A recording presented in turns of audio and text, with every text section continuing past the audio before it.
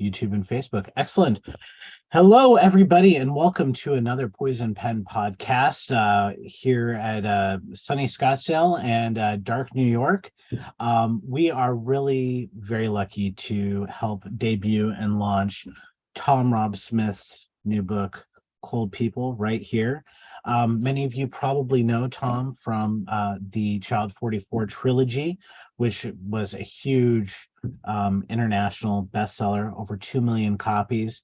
You were nominated for the CWA Dagger Award for The Farm. And let's see here, you've also won several Emmys, including one for American Crime Story, The Assassination of Gianni Versace. And you are currently in post-production for a new Hulu show called Class of '09. Tom, welcome. Thank you. That was a very kind, generous introduction. I've actually only won one Emmy. I don't want to take it away from me, but yeah, it was just for The Assassination of Gianni Versace. So not multiple. That show won multiple Emmys. The cast were amazing, and the whole team was incredible. But yeah, no, it was a great experience. I remember that award show, and I remember watching you win it on television, which was really exciting. Oh I wow! think we always root for our novelists who are writing for screenplays. You hope that you guys are the ones who win because, you either started with novels or have moved into novels and certainly have a love of novel writing. Well, then I should definitely mention Maureen Orth, who wrote the book Olga Favors that it's based on. Because she's an incredible journalist. She worked for Vanity Fair for a long time, and without her book, there would have been absolutely no show. She did incredible research. It was full of these remarkable kind of little insights into people, lots of which made it into the script. So I stood on her shoulders.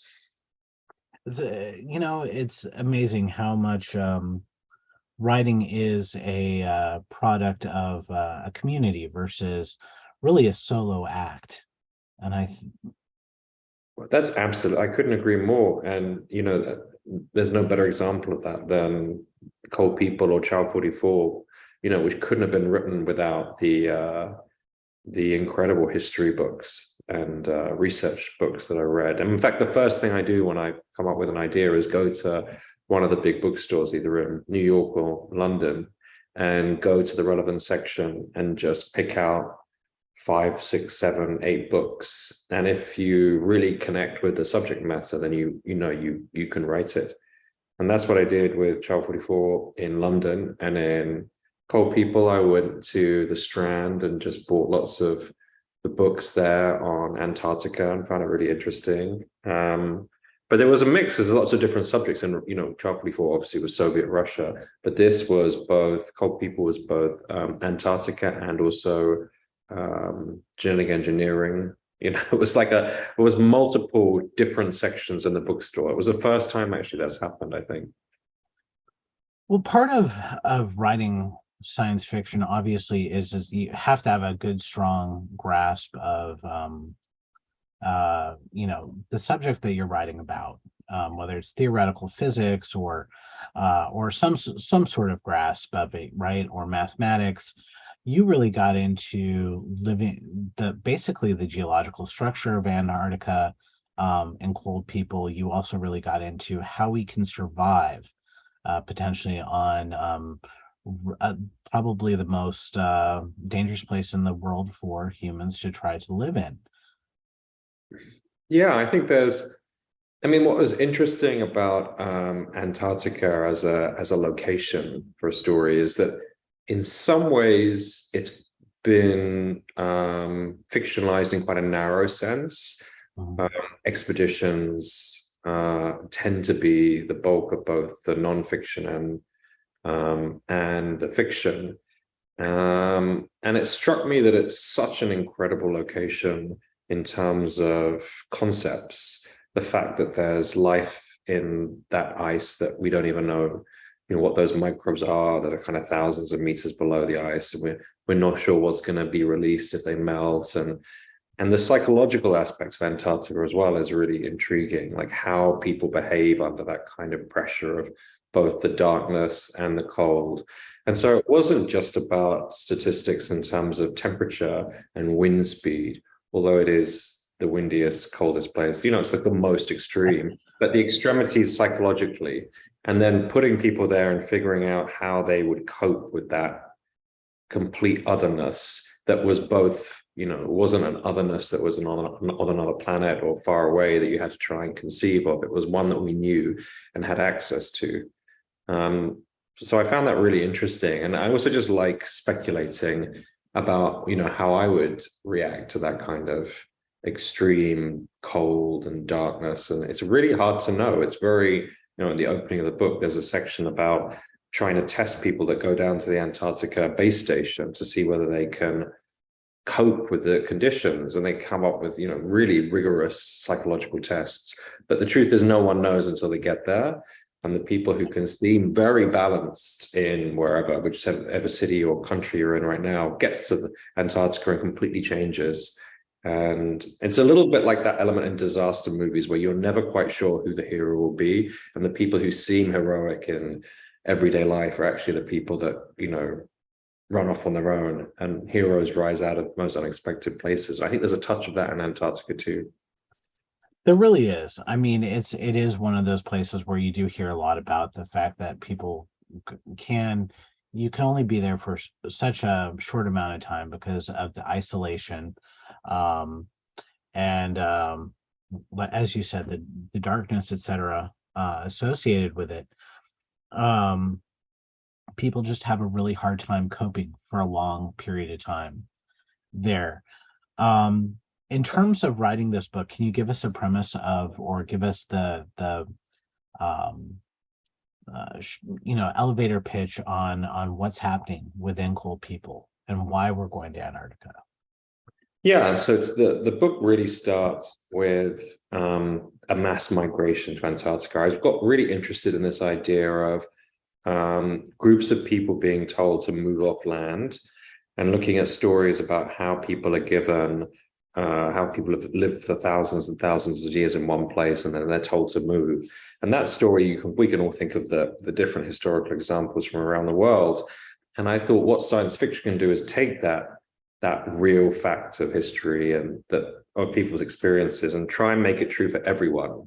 So I wanted to come up with a premise that would then bring in the whole world. And so I used this device of an invasion, a superior life form invasion, and that they arrive without any explanation, any justification. There's no prospect of a battle. This is simply like, we're turning up, you all have to move, you've got 30 days to get this piece of land. It's the worst land for you on the planet, but we're going to justify this is it. And so you have this this scramble across 30 days of the entire population trying to both get down to Antarctica, we're obviously thinking, well, how are we going to survive once we get there? So bringing raw materials down there. And so that's the opening of the book, this enormous migration, global migration down to Antarctica. And then once you get there, well, how do you can't leave. This is all we've got. And how do you survive? And right now, currently, that sounds like it could be doable, but actually the bases on Antarctica are restocked every summer. I mean, they're not self-sufficient in any way. They have they try and, they're very careful with their resources in terms of water use and food, and it's all very carefully measured, but they're completely restocked in the summer. When the ice breaks, they arrive, they're kind of, everything's filled up. So if you were simply there, how would you make life possible for us? And there's obviously both keeping warm, but then food production, and it, it was like inventing this entire new society that would survive there was very interesting. And that even with human ingenuity and a different way of living in terms of resources and in terms of societal structure, it's still impossible to survive down there. So you have to start looking at more extreme adaptations, which is where the idea for genetically engineering people so that they can tolerate the cold, that starts as the kind of the way forward, the only way to survive. And that's the premise, in not a nutshell, in many nutshells, a bag of nutshells. It was a long elevator ride. It was like, I was holding the door closed button. I couldn't get off. Exactly, but that's fine. It's that's a great pitch for your book because it really is it really is a nonstop adventure from beginning to end. And you don't give us that much leeway into the book till we discover, that maybe 20-30 pages in, where we discover everybody's going to have to move to Antarctica. So it isn't a spoiler. Um, what I really got into with your book was your focus on survivability and how do we survive this, and what goes on between your characters' thought processes in terms of how do we survive these very, very difficult times. And other books that you've done as well, Child 44 really exposes and gets deep down into survivorship as well, and how do we survive. You know, obviously you're very interested in how adaptable humans are and how people are. What was it that inspires you, A, to write these books about survivorship, and B, in terms of surviving within cold people, um, what do you think were the most important aspects of surviving Antarctica?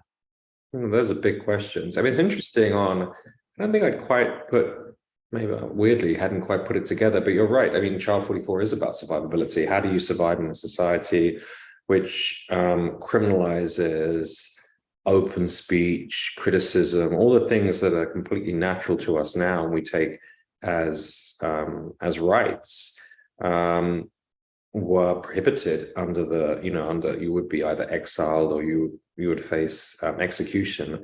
And that isn't, that's an extreme society that, when you really look at what life was like, feels like. I mean, it was interesting when I was talking to people about adapting Child 44 for a movie. Lots of the references were science fiction. Mm-hmm. There is that sense. I mean, the reason Cold People opens with Antarctica, there are 3 segments in the past, is because Antarctica used to be science fiction for everyone. It used to be this place where who knows what was down there. It was like there was a kind of dragon on the map, or there was a kind of a sense of wonder about it. And I think that's the interesting thing about science fiction, is it's this line that keeps moving.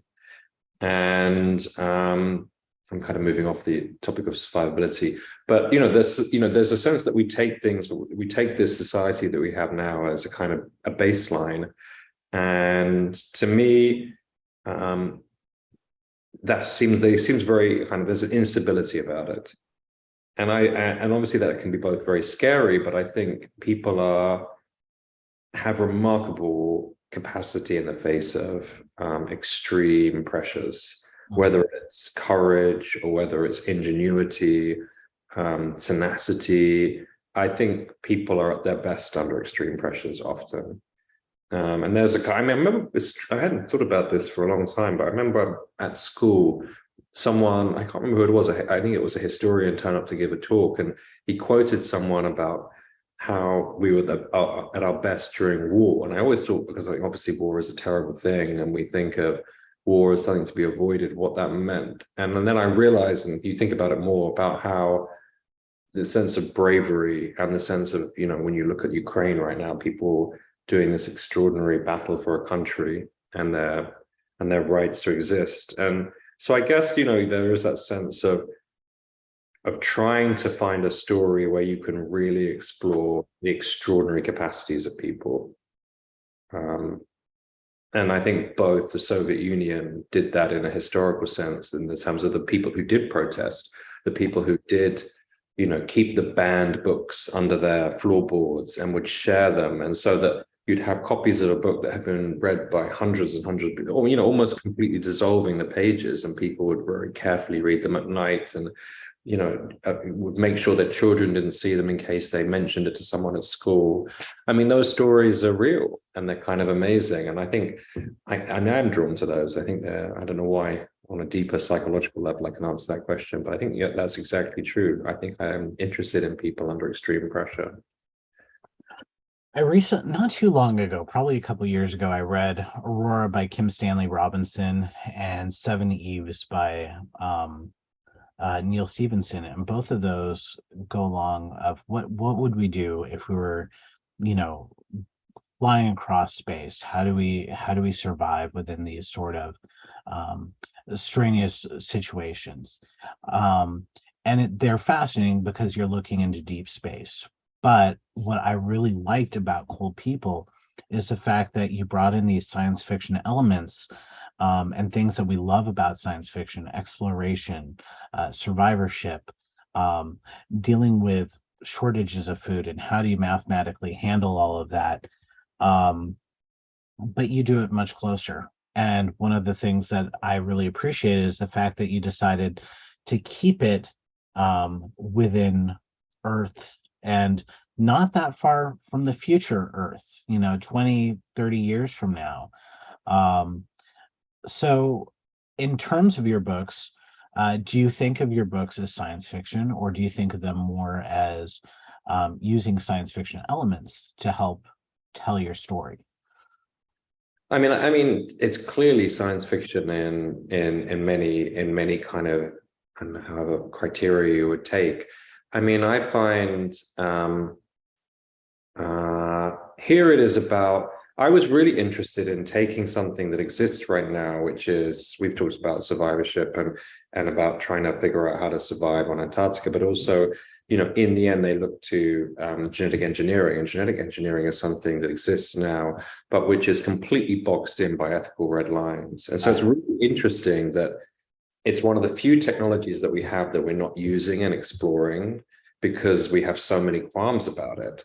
And so it was interesting to take a science fiction premise, but actually unlock a technology that exists right now that we're simply, for various reasons, we can see as good, or whatever your position on them is, that the countries are deciding not to use. And say, so I didn't have to invent something. I didn't have to say, well, in 40 years' time, maybe we'll be able to do genetic engineering. We can do it right now. It's just we're deciding not to. But if you reconfigure the premise, whereas, well, we're going to die out unless we do it, then you could imagine taking the leap that they take in Antarctica in trying to adapt to temperatures that are so extraordinary that unless they do it, the population is going to dwindle to nothing. So there's a sense of also, in a sense that once you understand that we're not the dominant species, that there's a life higher than us, that we might be less precious about our genetic code. I think there's a sense right now that we see it as very special because we're adapting other species. I listened to a podcast recently about, intensive animal farming and how animals are adapted genetically for meat production. And so it's not that we can't do it, it's trying to unlock something that we can do. So that was the technology aspect. And actually on the Hulu show that you mentioned, which is about the FBI, we're using AI in that to work on crime. And AI is, we're at the cusp of something extraordinary there. So it's not, it's taking stuff that exists right now and just pushing it and imagining a little bit further, like jumping a little bit ahead. I haven't leapt too far. I don't feel like I created a technology or a science that is completely unknown to us. That would be a distinction, I guess. We know so little about Antarctica. We know so little about our own oceans. And there are still parts of this world that we still have left to explore. And I think that's an exciting time if we can get down there and really dig in deep and understand more about our planet. In terms of your characters, so Lisa and Addo have a child that they engineer named Echo. And Echo is one of the genetically modified children to survive, help survive within this cold. What was it like creating these characters, building these characters? And you live quite a bit within Echo's head. So I'm curious about the process of getting deep down into her character. Yeah, I mean, actually, to start off with, I was really taken with the idea of, when you have this big premise, there's a chance to take another story. And I was really interested in this idea of the holiday romance that would never have gone anywhere unless this interruption happened. And so, as you mentioned, Lisa and Atto, they meet in Lisbon, and he works as a tour guide on a boat, and she's studying medicine in the States. And they have this incredible immediate chemistry, but they're like, well, our lives are completely separate. I live in the States, you're in here. It's never going to work. There's this enormous gulf between us. And suddenly the world is reconfigured and that gulf disappears, and they're clinging to each other to survive. And so I was really interested in that relationship at the beginning, this idea of this love story that under normal circumstances would never have gone anywhere, because they just would have been too reasonable and rational, and they just would have said, the gap is too big. So I collapsed the gap at the beginning, which makes, the start of that story then is very romantic to me. I'm like, Yes. alien invasion happens, and it's obviously devastating, but in a strange way it enables these two people who are kind of perfect for each other to accept that, and all of the things that seem like barriers between them, language, education, socioeconomic background, disappear in an instant. They're all irrelevant. And so that to me was the starting point for those two. And then I was like, they get there and they're in this situation. It's an extraordinary feat just to survive. So they go through that, and there are all kinds of losses on the way, and all kinds of sacrifices. And they get to Antarctica, and then there's the question of what do they survive for? And he's surviving for her. He's, his that love for her. There's a sense of that, but there's a sense of what is the point of surviving? And so this child, in the end, they try for children, and it is so dangerous there that the mortality rate is very high. So they lose several children, and finally the child that they can have together survives because it's genetically adapted for the cold. And so to them, it's the most wondrous child. I mean, it's like this thing it rejuvenates both of them. They can now put up with the conditions. They're now, it kind of reaffirms their sense of life and love. And she, of course, as someone who is adapted, is this sense of being different, which is something we all relate to, I think, on some level. And that sense of trying to find your connection in a world that is both built for you, but which you're, other to the other people. So in some ways, she's much more suited to Antarctica as a place. But in terms of Antarctica, it doesn't have a people. The people that are there are fragile and frail. And she's built for the continent, but she doesn't have a people. And so that was the interesting mix, as this sense of love. And I just became really interested in that as a triangle, which is at the sort of heart of the story of her trying to figure out whether she is wed to this continent or to her parents, and whether she's something completely other and should therefore, form stronger attachments with these new cold people, the people that are adapted, and you leave behind the people that are kind of frail, like ourselves. And there's that sense of, is she on the cusp of this group or that group? What group does she belong to? Which people does she belong to? And furthermore, I mean, there are improvements, so to speak, as time goes on with how you genetically modify these people. And so you throw another hammer kind of into, or a wrench into the plans with another character by the name of Aiton. I could never. However you like. Yeah. So I don't want to give too much of him away, but he was a really interesting character as well, because he is yet again something slightly more removed. Well, that's the thing. I mean, I think, and this is a facetious kind of flippant analogy, but there is that sense with any kind of discovery that it's very hard once you open it to pull back. Like, at what point do you stop adapting? Like, if you make a small adaptation to the cold, and then you're like, well, that was successful, I should make another. You continue and continue. And at what point have you moved that person into being something completely other?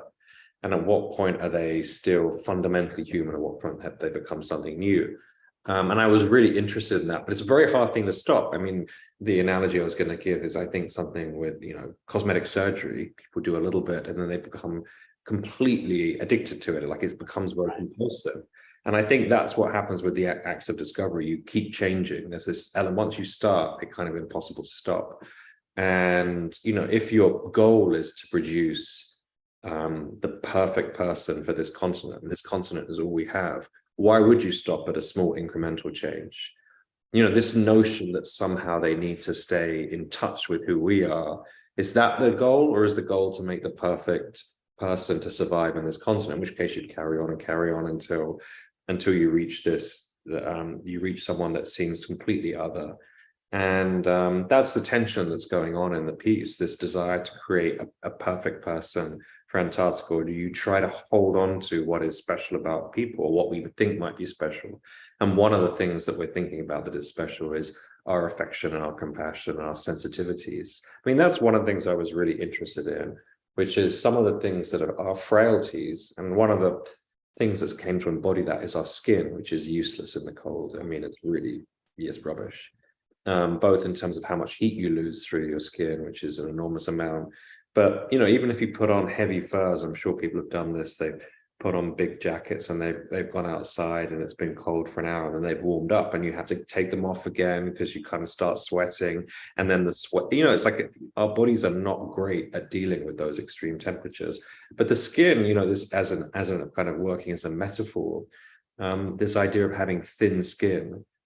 But I think there's something kind of great about people having thin skin, that we are acutely sensitive to each other's moods and our needs, and that we're not just indifferent to things, that we don't just walk by.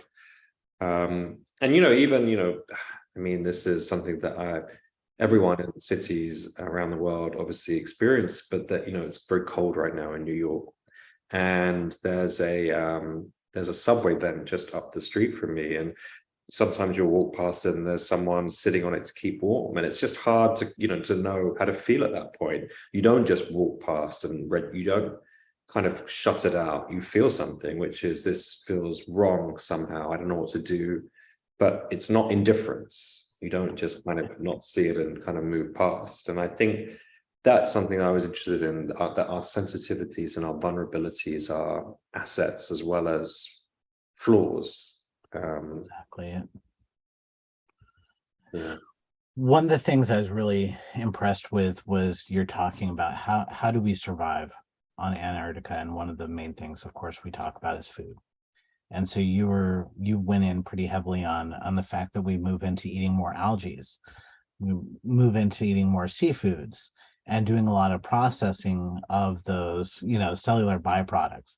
And that's something that's commonly talked about in science fiction, especially using algae as a synthetic protein, or a substance that we could create protein with. Mm-hmm. Yeah, I mean, I came up with a whole alternate cooking book. It was really, lots of writing is really fun. And one of the fun elements here was really thinking about the diet. And I mean, there's lots of an element of this, when you hear the premise, it sounds, and I think it's kind of, it automatically gets put under dystopian, but there were lots of things about this migration to Antarctica and about trying to figure out how to survive that I actually found quite kind of inspiring. And one of the things is, how do you reconfigure a diet for everyone to keep everyone healthy? Like, that is your only priority, not making money or sugar rushes or anything like that. It's about purely like, how do we keep people alive? And so you're looking at trying to figure out where to get all your minerals and your protein. And it was like trying to draw on it, and you has to be sustainable. And, so I started researching, kelp, which is this incredible plant, very good for you. And it's like one of the fastest growing plants. So there are these giant kelp farms under the ice that they're farming. They create these enormous, as you say, these algae, almost like giant petri dishes on the ice. And obviously there's no greenery, and there's not a single tree in Antarctica. Mm-hmm. In fact, there's a small kind of moment in the book where I talk about the only tree in Antarctica which was brought down during this exodus, this mass migration, and people go there and you have to like book half an hour with your date to sit around the one tree that's in like a fishing a kind of oil container, and that's the only tree in Antarctica. But they have these giant petri dishes with algae, which is this kind of incredible green color. And then suddenly you realize that people have gone for years without seeing green. So like, people come to these algae farms just to look at the color green because it's so extraordinary. So things like that become really interesting when you start imagining them. And they were very fun to kind of just think about. That's one of the things that I really love about Cold People, is that it's essentially this giant thought experiment. What happens what happens when, what happens if. And without, I've got to say, this is a very fast reading book for those who are, maybe I'm saying, well, it's a thought experiment. No, it's a nonstop thriller as well. Over time, you are primarily a historical and a thriller writer, and also being a screenplay writer, you've really learned how to pace your books. So, what did you have to do to make sure that Cold People worked as much as a thriller as it is a one science fiction novel? As you know, I guess what have you learned over the years to really keep up that pacing? Well, I mean, I think there's no one way to slice a story. So I remember there was a midway point of writing the novel, which was, it is because of the multiple natures of the subject matter and it needed lots of research. There was a moment, I think, when I emailed my agent and said this book might be 200,000 words, might be 250,000 words, which is twice the length, 3 times the length of the book as it is. Because in a sense, you could write forever. I mean, there are entire books on glaciers that really, deep scientific studies of how they move. And there's so much that you could dig into in terms of society structure. You could do a political story about how there was, how society, all the different rivalries, that kind of question. There were so many options, and it felt like it would become almost nebulous. It would be almost like trying to describe, write a book about America today, write a book about Europe today. It becomes like, well, where do you start? What is it? What's the through line? That isn't really how people engage. Like, people follow a story or they follow a very particular subject.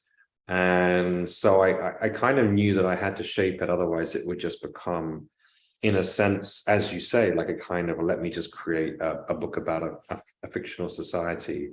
And, it would be almost a bizarre experiment in writing, where it'd be like, chapter 1 would be the society of Antarctica, chapter 2 would be the food of Antarctica. And then you'd think, well, you've made it all up anyway. So it's like, it becomes, there's a strange sense of structuring like that. Well, Tolkien's histories, I mean, he really wrote down the history of Middle Earth. I mean, it could be, but I don't think that's a very engaging read. Although Tolkienologists would disagree with me. Well, I think what is the greater thing about that is then you then tell a story out of it. I mean, yeah. The Hobbit is a fast read. I remember when I read it for the first time, and obviously it's much shorter than Lord of the Rings, but I mean, you race through. Right. So you create, in a sense, I think that's interesting with research. I think what it is, you might have, I think I remember talking to my UK editor about this, actually, that the reader is very good at sensing if you don't know all the facts around the fact that you put in. But they don't necessarily want all the facts around the fact that you put in. They want to feel like you have a broad canvas of understanding of what this world is, and that then you're giving them a slither of it. And so there was, for example, I mean, I think this is true for all of the books. Child 44 had lots of research that I then edited out, because lots of things were completely fascinating, but they didn't move the story forward, and they became almost like a footnote. And footnotes are interesting. I mean, I sometimes read them, but I think that they have a different role in fiction, whereas I feel like you want to feel like the footnotes are invisible, but they will be there. If you ask me a question about them, I could probably talk about. I hope I could talk about them anyway. Absolutely. Now, would you ever want to actually go yourself to Antarctica now after doing all this research? Yeah, I booked it. It was all booked. I was going to go, and the pandemic struck. It was that year. It was booked for the January, I think, and everything was on. Was looked. I think it was whatever that year the pandemic struck. The lockdown was in March. So I think it was that. Yeah, and I postponed it, and then we were in lockdowns, and then when we came out of them, I had to shoot this show in Atlanta. And COVID was, we were on very strict COVID regimes in Atlanta, so it was still, the pandemic was still kind of with us. So I haven't had the chance yet. So this is the first time, actually, I've written a book Because normally I would do it in the earlier stages. I would go and I'd been to Russia several times before I wrote Child 44, and then I went again. And then the farm is set in Sweden, which I've been to many, many, many times. So this is the first time I hadn't been before writing. And now in my head, it's interesting to go afterwards. It would be a very, very different experience. And in some ways, so I haven't quite processed it as a post-book thing. But so it turns out Shackleton went to my school in London. And so my school has a very proud, I really digest this as a child because you miss so much, but my school has this kind of proud association with Antarctica, and they have a society called the James Caird Society, which is the name of his boat, I think, and they go to Antarctica. So maybe I'll go with maybe I'll go with a group and we'll go down and we'll do that at some point, but it will be a very different process to going in advance. Our store owners actually plan to go this coming fall. So she's very excited about that. She wanted to mention that, she's excited about it. And one of the things she really liked about Cold People is the fact that you really give a kind of a sense of place before she actually got the chance to go. So that's cool. Really cool. Yeah. So what I always like to open our conversations up with the audience. And on YouTube, Bruce Borgo says, the premise of this book suggests a dark time for humans, a literal struggle for our survival. Do you consider yourself an optimist or a pessimist about our future? I think this book is very optimistic in the sense that, we've touched on this already, in the sense that, as the premise sounds, it's extreme, it puts us under extreme pressure. But as I mentioned before, I think we come up with some of our greatest moments under those pressures, both in terms of emotional connections, in terms of acts of bravery and courage, but also ingenuity. And I happen to find all of the, both the building of the society down there, I found very interesting and optimistic. You have to come up with a different way of managing resources. You have to look after each other better, because surviving is so tricky. The sense of community is much stronger. There were lots of things about that society and about the towns that exist on the peninsula that I found, and the way the society is, you kind of live in the most survivable places, which are the peninsula, which kind of stretches off the body of ice. And McMurdo, because that's already established now that there's lots of structures to be built on. And McMurdo is a place of science and invention, and that's where all of the kind of thinking goes on. And then there are different kind of almost ecosystems of people doing different things. There's music, there's sport, the things that we love have a way of coming back into the society. There's a kind of, whether it's a kind of soccer on ice, or whether it's sculpting ice for art galleries, or whether it's, composing new kinds of music. And even, even one of the towns, everything that starts off with being very functional. And there's a sense of we can't just have all our structures be functional. We have to build one structure at least that is an expression of our architecture and design. And so all of those things kind of come back in, that despite that pressure, people still feel the need to express themselves creatively. And then obviously they take this enormous leap with genetic engineering that I actually found, I have to say, quite exciting. I didn't find it bleak in the way that it's not a warning about it, I don't think. No. Yeah. I never felt like your book was a warning in terms of, like, how Michael Crichton would always come up with something and it would be an ecological disaster. Jurassic Park, of course, is probably his most famous example. But your book really isn't. It really is about people coming together and figuring how to make the most out of a really, really bad situation. And they're all, even your villains have a certain amount of likability to them, and an understanding behind them. Yeah, I never see them as villains. This is like Jurassic Park with people, but I like the people that, I like the people that escape the park. Right. So I mean, I just, yeah, I find it very hard to write about anyone that I don't like. And there's actually two sides to that, both and like is a funny word, but have some interest in that I find really intriguing, because I think there's a power, there's obviously a power in writing, which is I have control of all the words. I can control how people seem. And so it feels very unfair to set up a character and mock them or ridicule them to try and make another character or myself seem bigger. So there's almost like intrinsically a sense of you want a balance, you want to see it from their point of view, you feel like you're responsible for them in some way. And that does kind of automatically change your approach to writing. And I think some of the most intriguing villains are, well, I mean, I put it another way in, in the Hulu piece, Brian Tyree Henry, who's just been nominated for an Oscar, is our lead. And if you put him up against a boring villain, it's just a kind of empty victory. And actually, what really is exciting is him up against someone who is fascinating, because it raises his level of interest. The hero becomes more interesting. And so intrinsically, that's what I'm kind of doing across the whole story, is trying to make everyone as interesting as possible. And to do that, you have to really dig in and try and give them depth, even if you completely disagree with the things that they're saying or articulating or trying to do. When you're writing a novel versus writing a screenplay, it's very different. Screenplays tend to be very community-based in terms of as you're writing. Whereas novels become community-based after you've written. Do you have a preference in terms of, or do you feel like both are really an important part of you being a writer?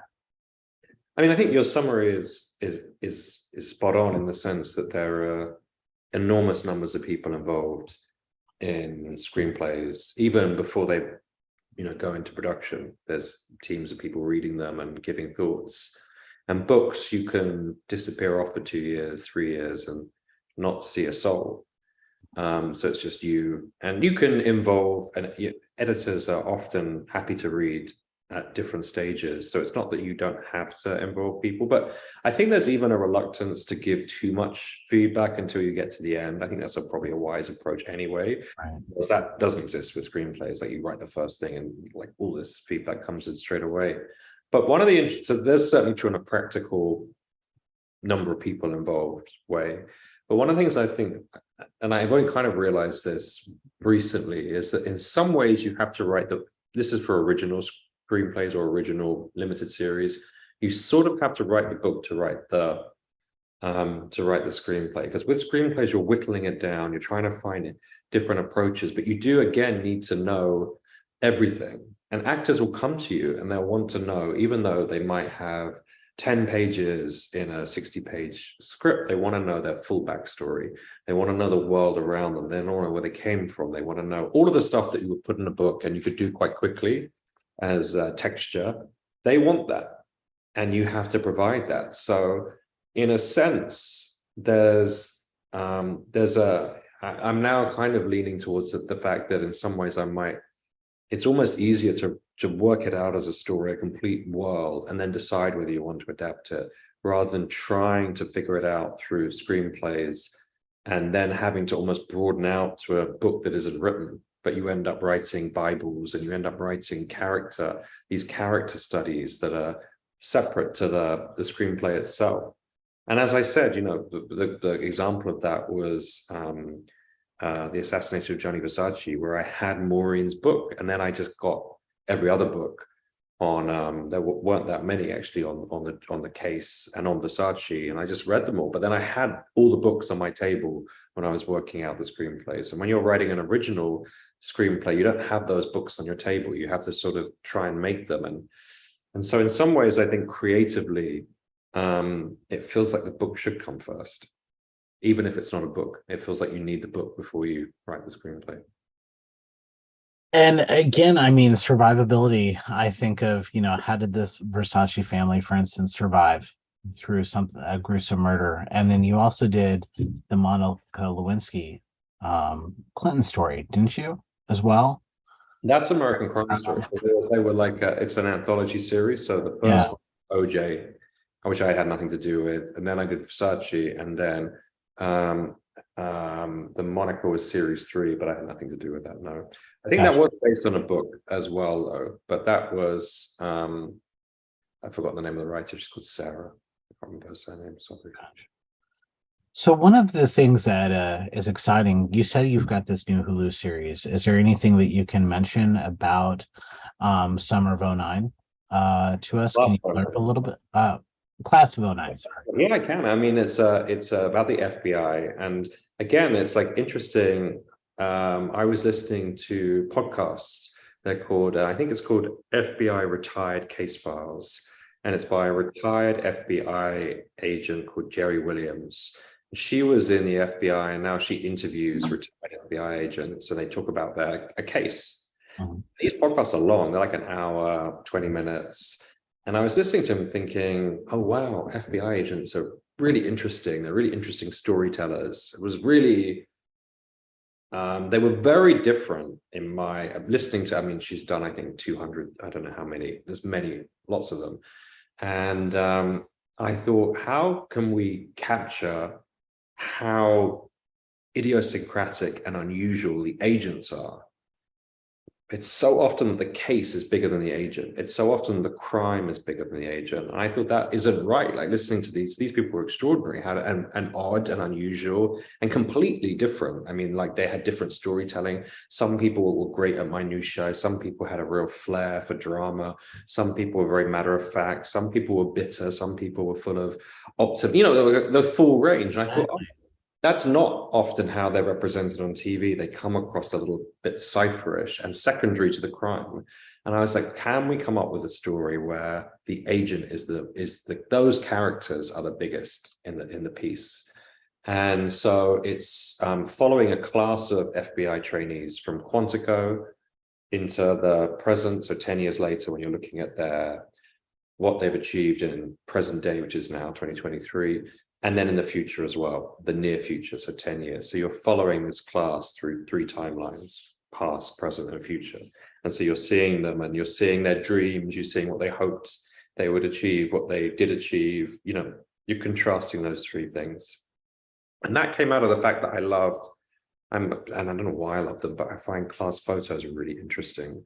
And I don't need to be in the class. Anyone's class photo. I just find the way people stand, the way they position themselves. Yeah. I think you can see a lot of their aspirations, and then you could just put it down, any class photo, and ask someone, well, what happened to this person? What happened to this person? And Jerry has the center. Jerry Williams has this class photo, which he sent to me. And FBI classes are quite big. And we shrunk ours for the show because it was just too big. But in reality, they're like 40 people.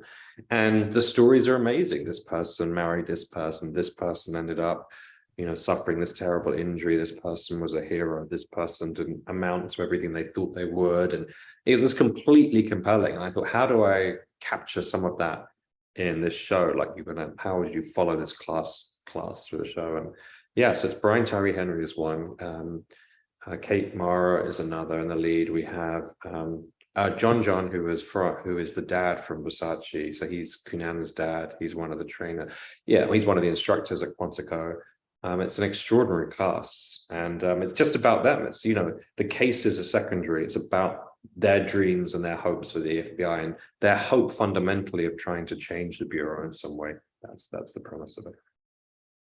It's exciting. It really is. And Cold People really is an incredibly exciting book as well. Do you think you're going to follow up in that same universe? Well, my next book I'm already over halfway through it, and it is a love story, and it's completely different. So right now I can safely say the next book will not be a follow-up. I don't know. I mean, I was lucky with Child 44 because I was given the history. So in a sense, I didn't have to think what happens next. I just opened the next set of history books, which are because the nature of that regime was so contrasting. Stalin fell, you were in Khrushchev's era, and then you were at the fall of the Soviet Union. So you sort of naturally had a trilogy. You didn't have to kind of come up with plot continuations. It was kind of easy to set a life across that regime.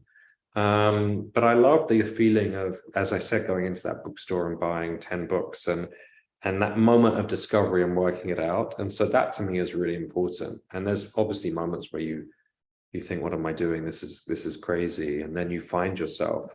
And I would need to have that same level of spark to do a continuation of this book. So we'll see. It's an unknown thing at this point in time. You never know. I hope to revisit this world at some point, because you don't leave it completely shuttered when you finish this book. You do leave it open for the possibility of a return. Would you Yeah. like to see it on television, perhaps, or as a film? I Well, I mean, it will be very expensive. Antarctica, we shoot in the Hulu series. We shoot Montana. I shouldn't say this is all on it, but we shoot Montana in Atlanta, and we use digital snow. So I know how much digital snow costs. Not cheap. So having done that, I'm like, okay, this would be a really, really, really expensive piece to make. And I also think it's one of those ones where science fiction has changed now. It used to be, when I was growing up, we would take visualizations much less literally. Star Trek, for example, didn't have to have, it was much more theatrical. It would have really basic creatures and go off the ideas. But now everything has to be photorealistic. And the problem with photorealism is it's so expensive. So it means that you're spending hundreds of millions of dollars, and that's the only way to do it. So in some ways, there's no experimental ground that they used to exist, I think, in the 60s and 70s, in particular, where people wouldn't mind those kind of costumes, things being slightly odd. They would just go with the story. But I think that's gone now. So I think it would require a huge investment from someone. So we'll see. It would be a very expensive show. I think it would be kind of the Last of Us, Game of Thrones sort of level sort of shots in order to successfully pull it off. But I think it would translate beautifully as a film or as a television series. Yeah, it could do. Yeah, I think it would take a great visionary to, just the mechanics of bringing that world to life. And I mean, it could be something special. It isn't amazing. It's just watching any documentary or picking up any of the Antarctica books. The landscape is really extraordinary and completely hypnotic. So it would be interesting to see a story that isn't just an expedition in that landscape. To see a story that is a narrative there. It was interesting. In 2020, one of our top selling books was a history of a biography of Shackleton that we actually imported in from the UK, because of course we don't get in a lot of books. Did you lose me? I don't know. I can see you. Can you see me? Yeah, something just popped up. It just said, I need to update my Zoom. I was going to say one of our top selling biographies was a book on Shackleton year in 2020. And it seemed like people were really, if they didn't get the chance to go to Antarctica or to go on vacation, they're gonna go there via book. And I think Cold People, this book, Tom, is just it's worth your time and your attention. For those who love great characters, who love great setting, who love great plot, I mean, you really have it all. And I really, in the 2 days that it took me to finish this book cover to cover, I enjoyed myself completely. It was such a great adventure and just a really great time. So I would really recommend for those of you who are out there to go out and buy Tom's book. It's first week. Thank you. That's very kind. Yeah, absolutely. And hopefully you buy it from the Poison Pen if you liked our program today. If not, buying it anywhere, buying it at any bookstore is a great way to support Tom and say that you want more books coming out from him. So this is an important week, guys. So we really appreciate it. Tom, congratulations on a beautiful book. And hopefully when it isn't a Super Bowl week here in Phoenix and prices are outrageous to come and visit, you'll be able to come in and see us for the next book. I would love that. Excellent. If you need any good words, Otto on over at the Mysterious Bookshop in Manhattan can say a few good words about us. Yeah, I know that bookstore. I've been there. I know. Yeah, nice little. Well, so mystery bookstores were a small world. We're good friends all around. Tom, thank you so much. I hope you enjoy your evening, folks. Thank you so much for spending your time. And congratulations, Tom, again on the book.